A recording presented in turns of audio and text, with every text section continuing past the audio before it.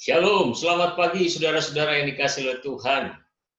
Kembali lagi kita berjumpa melalui media sosial YouTube ini. Saya sudah begitu lama tidak menjumpai Anda, tapi hari ini saya akan menjumpai Anda dengan mau sharing tentang satu firman yang ada di dalam kitab Markus pasal 15. Kita bersama-sama belajar, kita sama-sama mengerti, sehingga benar-benar kita layak menjadi orang-orang yang dipilih oleh Tuhan menjadi alat-alatnya menyampaikan akan kebenaran firman Tuhan. Di dalam kitab Markus pasal 15, saudara-saudara yang dikasihi oleh Tuhan, saya menjumpai dan menemukan ada 3 bagian yang dipaparkan begitu jelas oleh si penulis kitab Markus, khususnya Markus pasal yang ke-15. Yang pertama, saudara-saudara, penulis kitab memaparkan, bahkan memberikan gambaran tentang sikap Tuhan Yesus menghadapi penderitaannya yang harus dia jalani. Jadi yang pertama, saudara-saudara, penulis ingin menggambarkan atau memberikan gambaran kepada kita semua bagaimana sikap Tuhan Yesus menghadapi penderitaannya yang harus dia jalani. Yang kedua, saudara-saudara yang dikasihi oleh Tuhan, saya menemukan bahwa penulis memaparkan Tuhan Yesus tidak melawan saat semua dosa umat manusia ditumpahkan kepadanya. Bahkan dia rela mati terkutuk di atas kayu salib, seperti yang terdapat di dalam kitab Ulangan pasal 21 ayat 23, yang sebenarnya yang seharusnya manusialah yang harus tergantung di atas kayu salib sebagai yang terkutuk. Dan yang ketiga, saudara-saudara, saya menemukan bahwa penulis kitab Markus, khususnya pasal yang ke-15, memaparkan kematian Tuhan Yesus membuat orang percaya kepadanya dan bertobat, serta berkata, sungguh dia inilah anak Allah. Oleh karena itu, saudara-saudara yang dikasihi oleh Tuhan, kita kembali yang pertama. Apa yang dimaksud dengan penulis memaparkan, memberikan gambaran tentang sikap Tuhan Yesus menghadapi penderitaannya yang harus dia jalani. Yang pertama, saudara-saudara, penulis mengungkapkan pada waktu dia atau Tuhan Yesus diperhadapkan kepada Pilatus. Sekali lagi, diperhadapkan kepada Pilatus. Yesus Kristus, kata Pilatus. Sekali lagi, Yesus Kristus, kata Pilatus. Tidak diketemukan kesalahannya, tetapi Tuhan Yesus mempunyai satu sikap yang tenang dan tidak memberontak. Sekali lagi saya mau berkata begini, saudara-saudara, yang bagian pertama penulis Markus memaparkan tentang sikap Yesus menghadapi penderitaan yang harus dijalani. Meskipun Pilatus tidak menemukan kesalahan, tetapi pada waktu dia diperhadapkan kepada Pilatus, Tuhan Yesus tidak memberontak. Yang kedua, saudara-saudara, sikap apa yang dilakukan oleh Tuhan Yesus pada waktu dia diolok-olok? Sekali lagi, saudara-saudara, pada waktu dia diolok-olok, penulis kitab Markus, khususnya pasal 15, memaparkan dia tetap diam. Sekali lagi, dia tetap diam. Dan dia tidak melakukan apapun juga. Bahkan di salib pun dia tetap diolok-olok. Tetapi Yesus tetap diam. Yang kedua, saudara-saudara, sikap Tuhan Yesus di dalam menghadapi penderitaannya, Yesus tetap diam. Dia tetap diam.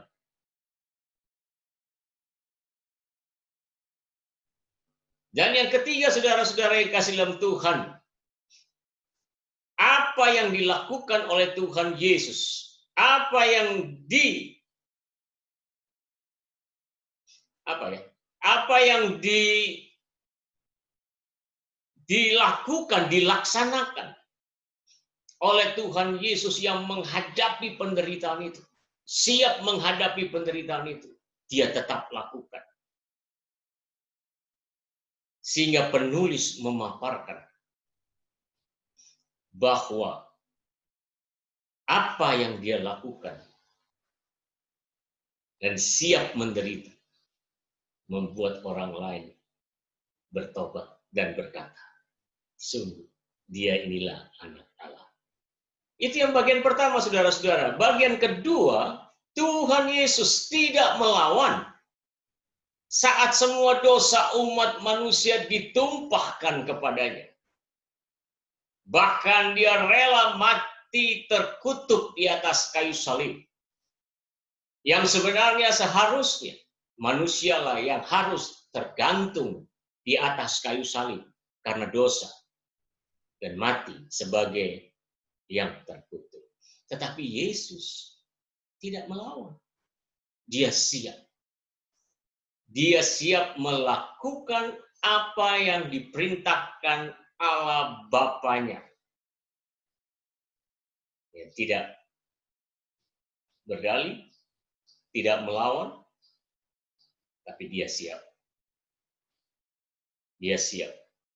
Tergantung di atas kayu salib.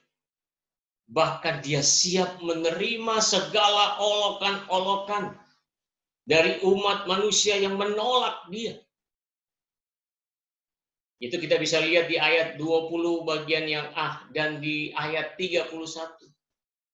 Yang lebih parahnya, dia siap diludahi, saudara-saudara yang kasih oleh Tuhan.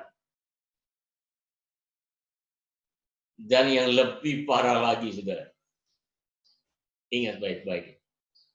Dia mati tergantung di atas kayu salib untuk menebus, memperdamaikan kita semua dengan Allah di Bapa di surga. Supaya kita tidak lagi menjadi seteru, musuh Allah, tetapi kita menjadi orang yang berdamai dan didamaikan oleh Allah. Dia disalib bersama penjahat, penyamun. Sikap Tuhan Yesus tidak melawan. Di ayat yang ke-27. Itu yang saya temukan, saudara-saudara, yang penulis kitab Markus pasal 15 memaparkan, menguraikan. Sehingga hari ini saudara-saudara dan saya bisa mengerti secara benar peristiwa di mana Tuhan Yesus tergantung di atas kayu salib menembus semua dosa umat manusia supaya manusia tidak lagi menjadi seteru Allah, tetapi diperdamaikan dengan Allah Bapa di surga. Itu yang kedua, saudara-saudara yang kasih dalam Tuhan. Yang ketiga, saya menemukan begini, saudara-saudara. Penulis memaparkan bahwa kematian Tuhan Yesus itu membuat semua orang percaya. Bahkan orang, salah satunya pemimpin pasukan, dia berkata pada waktu Yesus menghembuskan nafas yang terakhir dengan berkata, "Ya Bapa, ke dalam tanganmu lah ku serahkan nyawa." Pemimpin pesta itu, dia melihat setelah kejadian itu dan apa yang terjadi setelah kejadian itu. Dia berkata, Camkan baik-baik ini, saudara. Sungguh dia ini adalah anak Allah. Ayat yang ke-39. Sekali lagi saya mau berkata, pemimpin yang tidak mengerti, tidak tahu, bahkan menolak kehadiran Tuhan Yesus. Tetapi pada waktu Tuhan Yesus mengembuskan nafas yang terakhir, menyerahkan hidupnya, nyawanya kepada Allah. Orang yang tidak mengenal Tuhan, orang yang tidak tahu, bahkan menolak Tuhan. Akhirnya dia berkata, sungguh dia inilah adalah anak Allah.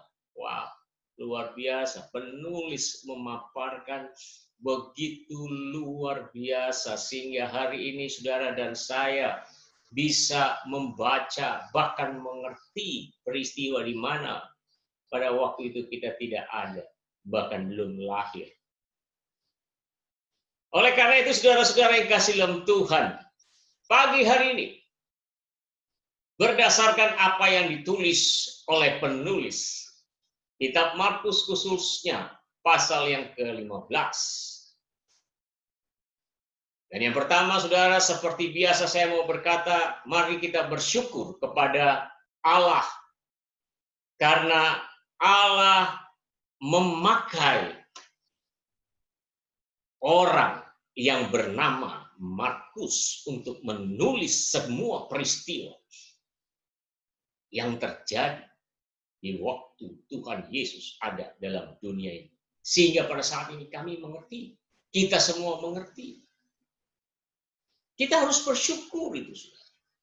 Oleh karena itu kalau kita berkhotbah, jangan beranggapan apa yang kita khotbahkan itu yang kita tulis, saudara. Saudara mengkhotbahkan apa yang ditulis oleh orang yang dikaruniakan, diilhamkan oleh Roh Allah.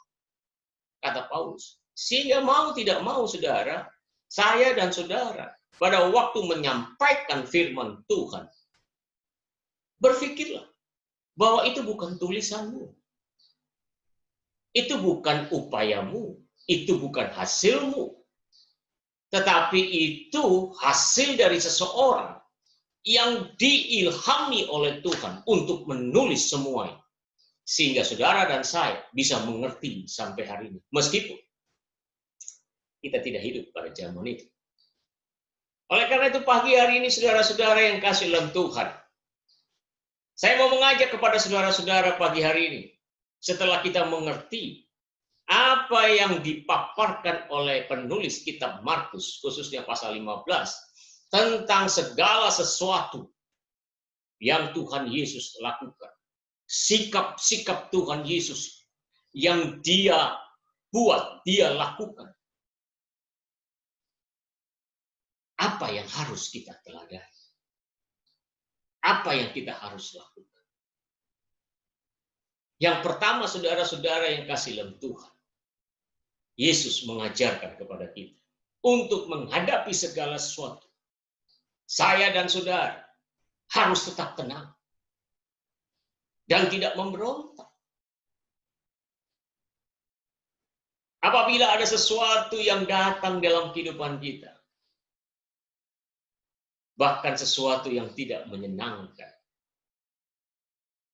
kita difitnah, kita dihina, kita tidak dianggap, kita disepelekan, kita direndahkan, bahkan diludahi seperti Tuhan Yesus diludahi.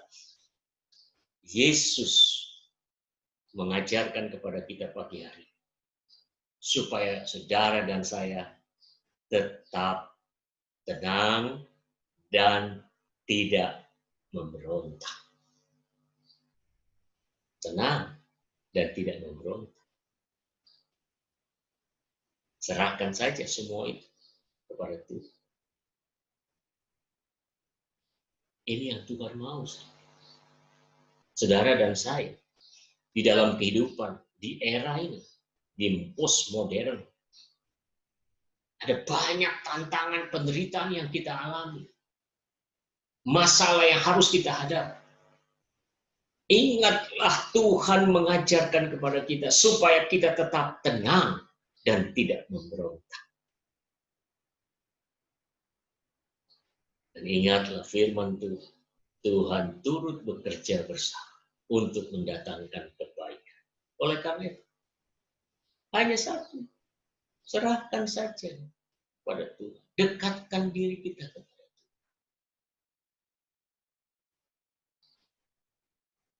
Yang kedua, saudara, apa yang harus kita lakukan pagi hari? Seperti apa yang Tuhan sudah teladankan buat kita. Situasi hari-hari ini, keadaan hari-hari ini, mencekam buat kita semua. Mengkhawatirkan buat kita semua. Membuat kita takut. Tapi Tuhan sudah mengajarkan kepada kita. Yesus Kristus menghadapi kematian saat itu. Tapi dia tetap tenang, diam, tidak mengolok-olok, tetapi dia tetap melakukan apa yang diperintahkan Bapa,